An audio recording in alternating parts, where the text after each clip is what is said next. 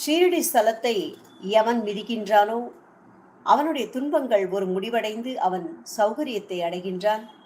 துவாரக மாயை அடைந்த மாத்திரத்தில் பெரும் துன்பத்திற்கு உள்ளானவர்களும் மிகுதியான சந்தோஷத்தை அடைவார்கள். இவ்வுலகை விட்ட பிறகும் நான் சர்வசக்தியுடன் வேலை செய்வேன். என்னுடைய மசூதி, அதாவது பள்ளிவாசல், என் பக்தர்களுக்கு அநேக ஆசீர்வாதங்களையும் புத்திமதிகளையும் கொடுக்கும். என்னுடைய பூத உடல் என் மசூதியிலிருந்து பேசும். என்னுடைய மசூதியில் இருந்து கொண்டே நான் மிகவும் சுறுசுறுப்பாகவும் தீவிரமாகவும் இருப்பேன்.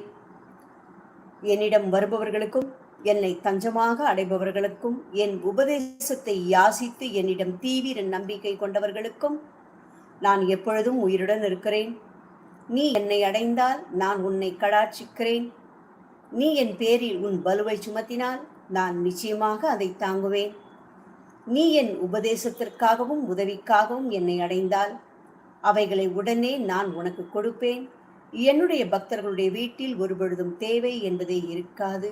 நான் இருக்க பயமே அபயம் அப்படின்னு பாபா சொல்றாரு. ஸோ பயப்படாதீங்க.